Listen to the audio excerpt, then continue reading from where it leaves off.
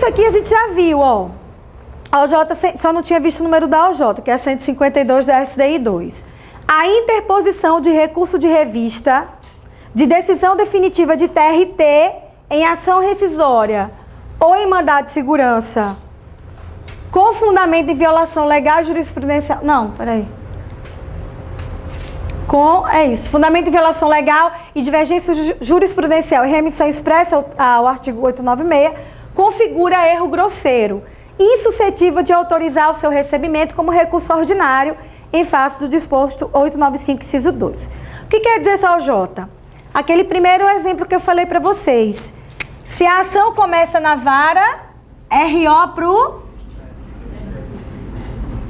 Mas se a ação começa no TRT, RO pro ST. Essa OJ quer dizer isso. De forma complexa, mas quer dizer isso.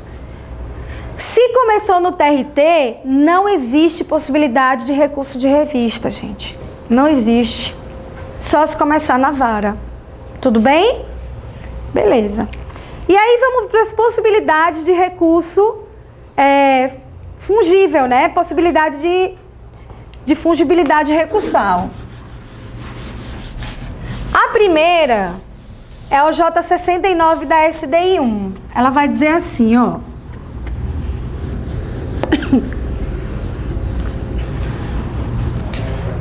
Imagine que no TRT tenha sido impetrado um mandado de segurança ou uma ação rescisória. Tenha sido impetrado um mandado de segurança ou ajuizado uma ação rescisória. Para quem vai em primeiro lugar isso? Para o próprio colegiado ou para o relator primeiro? Para o relator. E aqui é uma instância colegiada, não é? Não é? Uma instância colegiada? Beleza.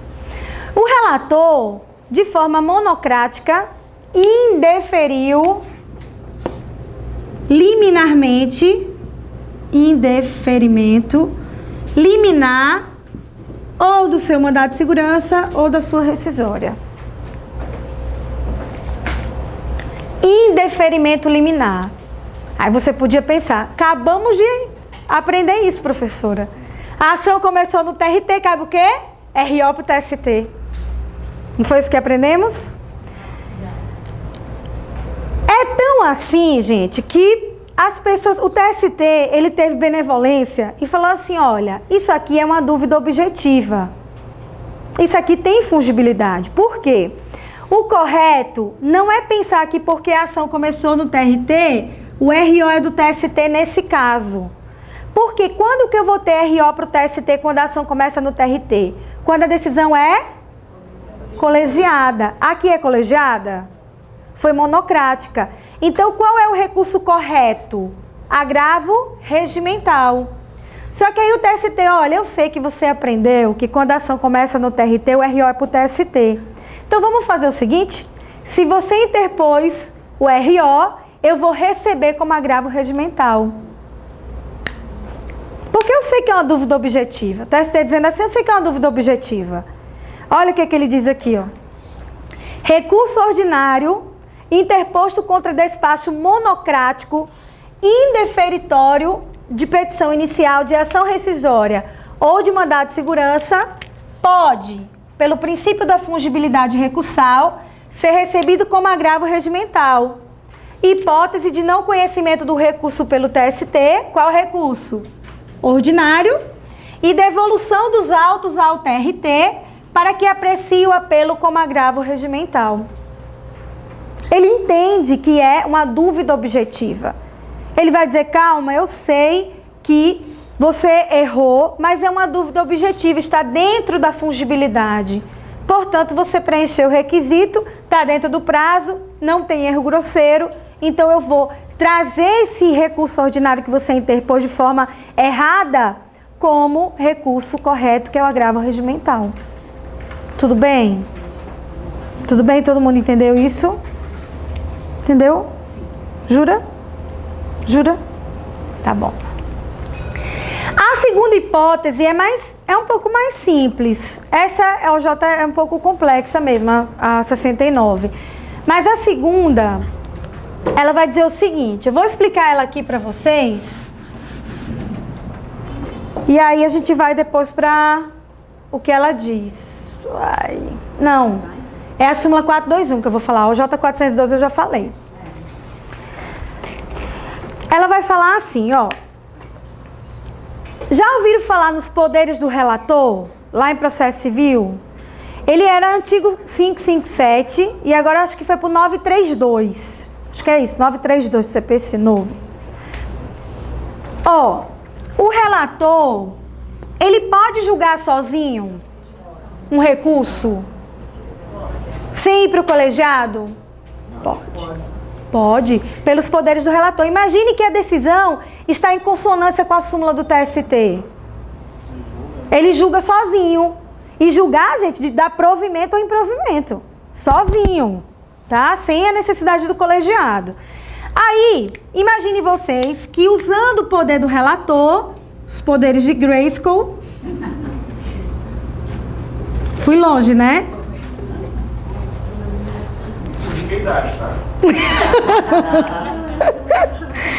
Bonitinho, não sabe o que é poder de Grayskull. Do He-Man e da She-Ra. She-Ra também era Grayskull? Era, né? São irmãos, né? Pois... Então, os poderes de Grayskull aqui, ele julgou a matéria. Ó, vou dar improvimento para esse recurso aí. Que está em consonância com a súmula, quero nem saber. Aí, se você usar... Você pode usar o embargo de declaração só para aclarar a decisão.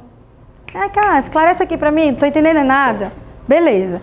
Mas se o relator perceber que esse seu recurso de embargo de declaração, para aclarar, ele tem efeito modificativo, ele vai transformar esse embargo em agravo inominado. Veja o que diz a súmula. Cabe embargos de declaração da decisão do relator prevista no artigo 932 do CPC. Ah, gente, já botei a nova. É verdade, a 932. Se a parte pretende tão somente juízo integrativo retificador da decisão e não modificação do julgado. Que é só aclarar qual é o recurso. Embargo de declaração. Que é só aclarar, tá tudo certo, beleza. Aí vejam o segundo momento. Se a parte postular revisão no mérito da decisão monocrática, cumpre ao relator converter os embargos de declaração em agravo, em face aos princípios da fungibilidade e celeridade processual, submetendo-se ao pronunciamento do colegiado após a intimação do recorrente para, no prazo de 5 dias, complementar as razões recursais, de modo a ajustá-las às exigências do artigo 1021 do novo CPC. Por causa da instrumentalidade do processo, agora a gente dá prazo para sanar, né, porque o CPC foi modificado. Isso foi impactado, sim, o processo do trabalho.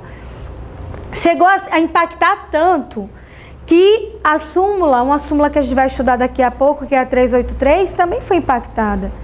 Antes você não poderia interpor um recurso sem procuração, porque o TST entendia que não era reputado ato urgente. Hoje é considerado ato urgente a interposição de recurso. A súmula foi modificada não tem nem 2 semanas. No dia, acho que 4/7 que foi modificada. Então, tudo isso vai ser impactado.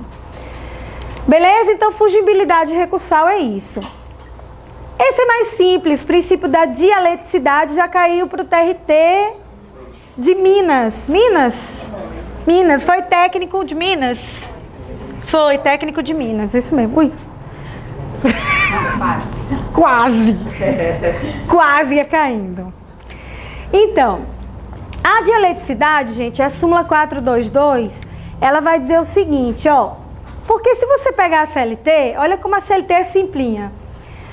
Os recursos serão interpostos por simples petição e terão efeito meramente devolutivo, salvo as exceções previstas neste título, permitida a execução provisória até a penhora.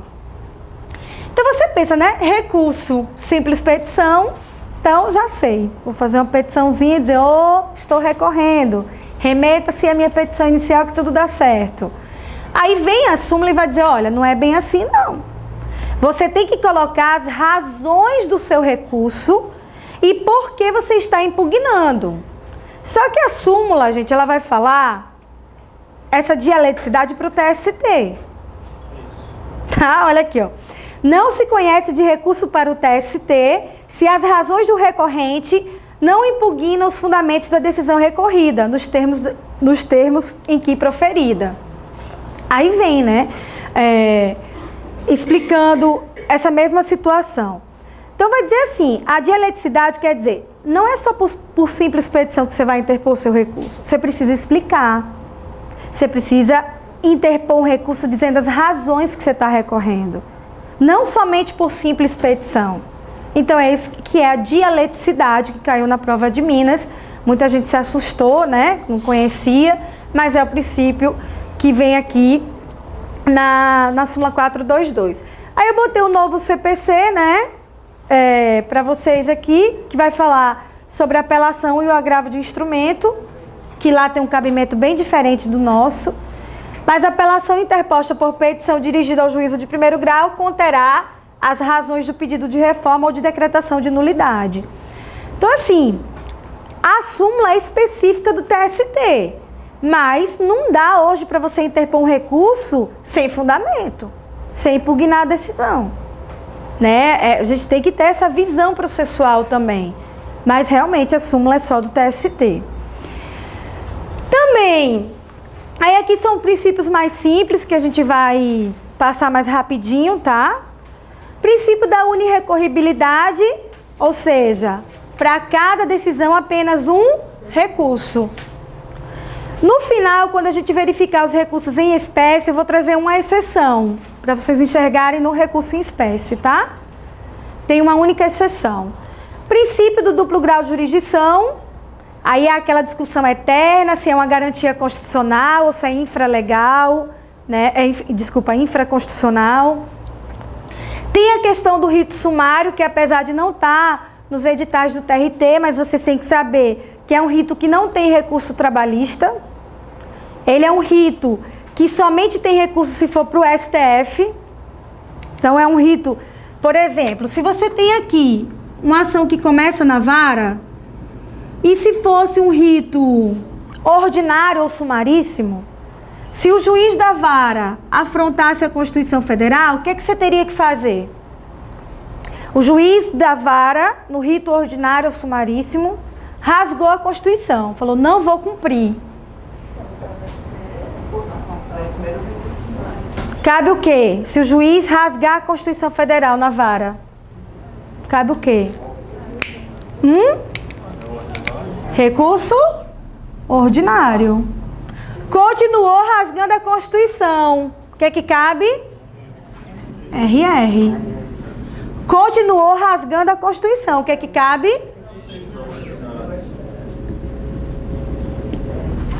Recurso extraordinário para o STF. Ou seja, mesmo a primeira instância, desrespeitando a Constituição, você tem que levar para todas as instâncias trabalhistas. No sumário, não. Não tem esses recursos aqui. No sumário, repito, gente, nos editais anteriores não cai sumário. Mas como cai recurso, pode ser necessária essa visão aqui. Pois é. Então, no sumário, não. Da vara, não cabe recurso para o TRT nem para o TST. Então, se o juiz afrontar a Constituição Federal na vara, vai direto para o STF em grau de recurso extraordinário. Imagina o STF hoje julgando uma ação de até 2 salários mínimos. Extraordinário. Hã? Esse direto também é extraordinário? Sim, direto extraordinário. Imagina, com tudo aquilo que o recurso extraordinário tem. Repercussão geral. Imagina o STF julgando isso. Não tem lógica. Né? Então, por isso que está em desuso. Ninguém usa mais o sumário, por isso que as bancas não têm cobrado nos editais. Não tenho visto cobrando em editais o específico de sumário. Beleza. Taxatividade ou tipicidade, por quê? Os recursos só podem ter em lei federal. Porque só quem legisla sobre processo é a União, como eu já falei para vocês. E também o princípio da consumação. Eu trouxe para vocês o CPC, o novo, né? o juiz julgará os embargos. Por que eu trouxe isso aqui? Vou explicar para vocês. Quando o recurso é interposto, existe o princípio da preclusão consumativa. Eu não posso mais modificar esse recurso. Interpus. Não, excelência, eu esqueci de botar um tópico aqui. Vamos reabrir o prazo? É assim? Não. Claro que não. Só que, imagine vocês que teve a interposição de um recurso da vara aqui. Houve os embargos de declaração e a outra parte já foi direto para o RO. Sendo que esse embargo aqui de declaração teve efeito modificativo. Então, o que vai acontecer? O juiz vai abrir prazo para a parte contrária falar só sobre o que foi modificado no embargo de declaração. Porque senão ele fica podado ali de recorrer se não teve prazo para isso. Então, só nesse caso, e é por isso que eu coloquei aqui o novo CPC, ó. O juiz julgará os embargos em 5 dias, caso o acolhimento dos embargos de declaração implique modificação da decisão embargada. O embargado que já tiver interposto outro recurso contra a decisão tem o direito de complementar ou alterar suas razões, nos exatos limites da modificação, no prazo de 15 dias contados da intimação dos embargos de declaração. Claro que esse prazo vai ser de acordo com o nosso, né? Não é 15? Qual é o nosso prazo? 8. Vocês entenderam isso? Por exemplo, imaginem que a Letícia opôs o embargo e eu sou a ré. Eu já fui direto para o RO. Só que no embargo da Letícia, ela disse que o juiz foi omisso nas horas extras. E realmente ele foi omisso. Só que eu não percebi isso. Já fui direto para o RO. Quando o juiz julgou o embargo, ele falou, realmente eu fui omisso. E eu vou te dar as horas extras sim, Letícia.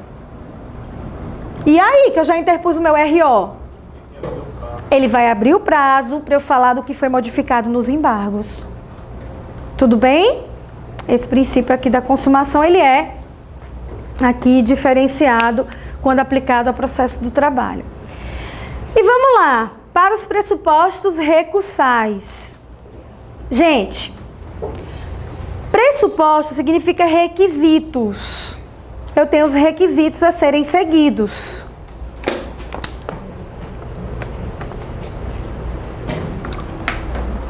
E quanto aos requisitos intrínsecos, se referem à figura do recorrente.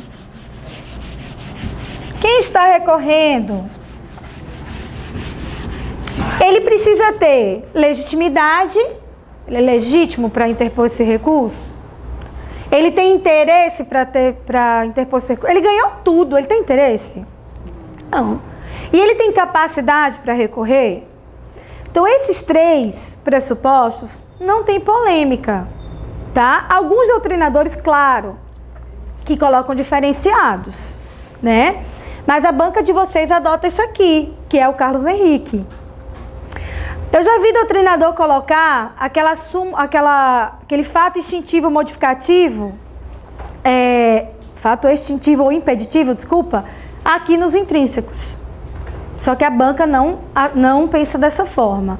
Ela pensa que esses 3 são os intrínsecos, se refere à pessoa do recorrente.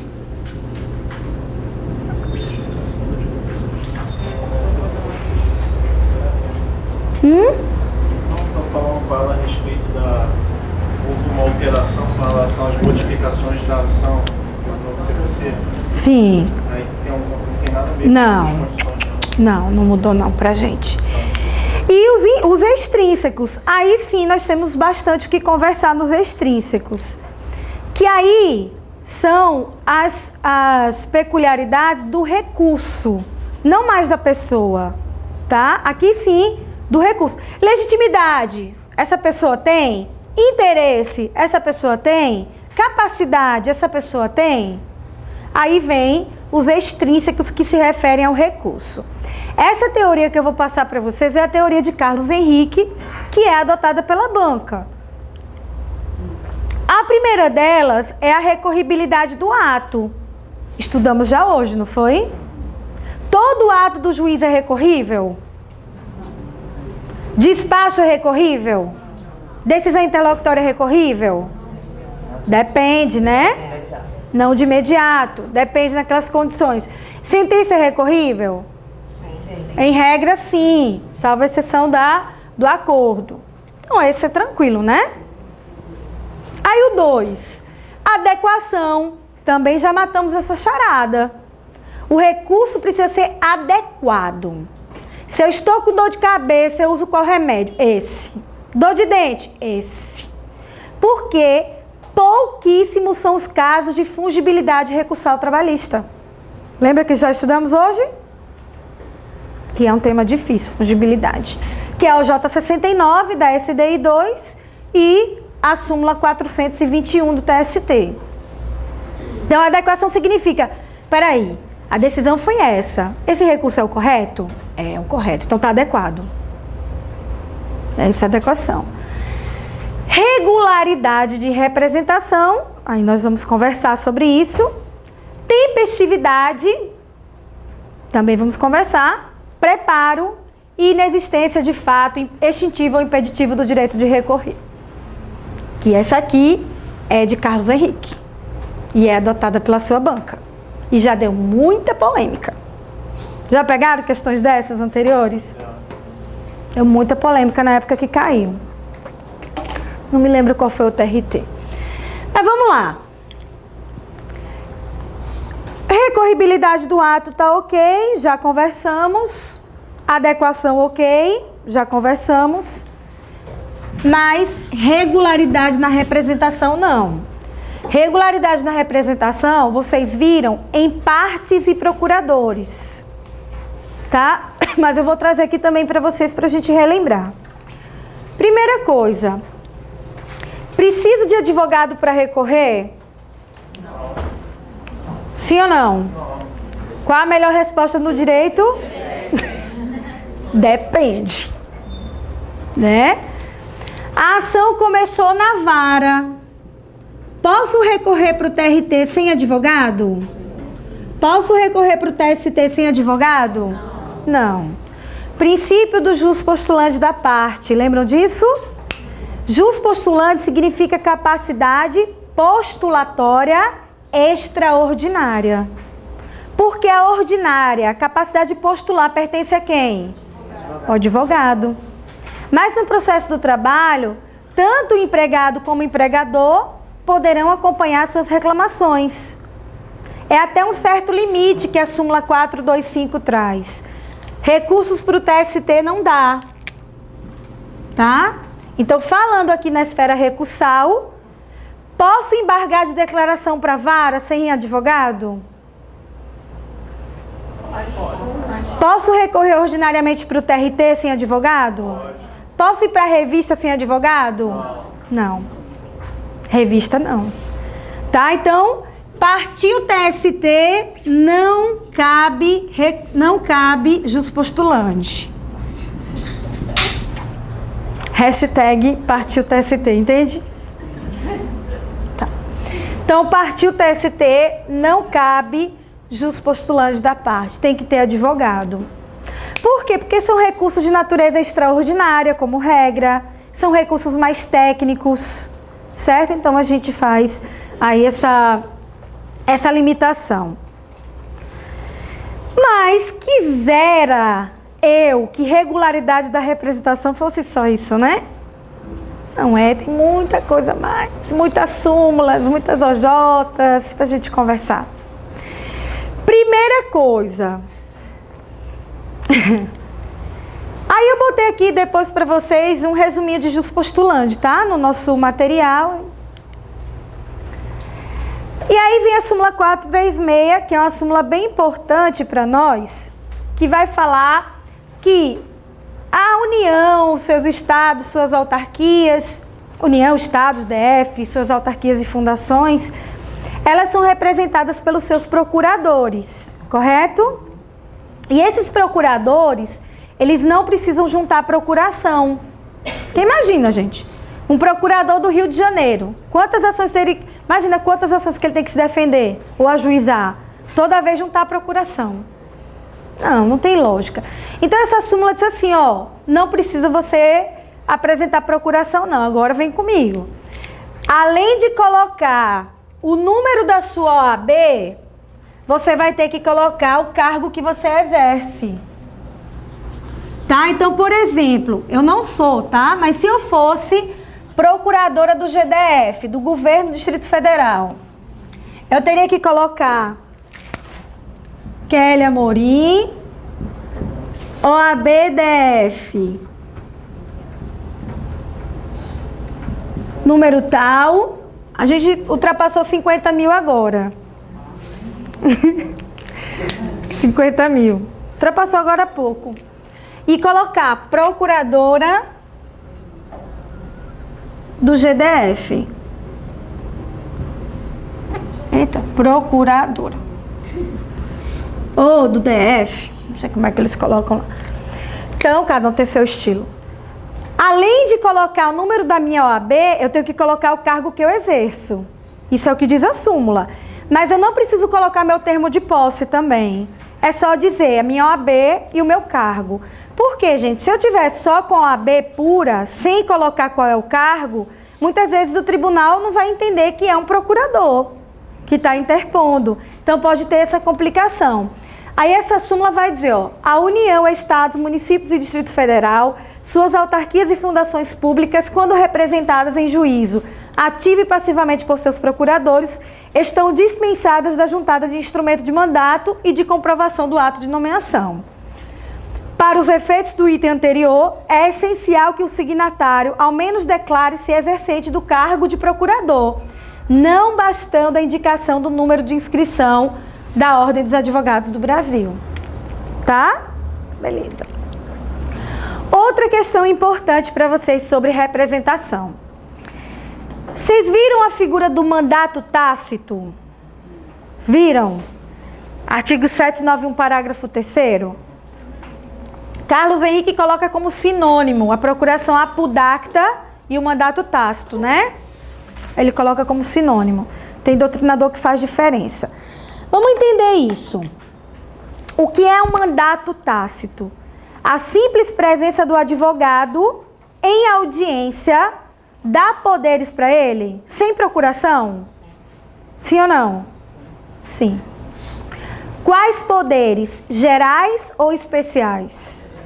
Gerais. Quais são os poderes especiais? Transigir, desistir, renunciar da quitação, receber intimação, citação. São poderes específicos do CPC. Aí eu te falo. Imaginem vocês que uma amiga minha ajuizou uma ação para Lília, tá? E aí, Lília é cliente da minha companheira lá de trabalho e ela não pôde ir na audiência. Me ligou, Kelly, vai lá na audiência inaugural com a Lília, minha cliente, porque eu não vou poder ir não, tô viajando. Lá vai eu com a Lília para a audiência. Meu nome ficou na ata. Tenho poderes ou preciso juntar a procuração específica explícita?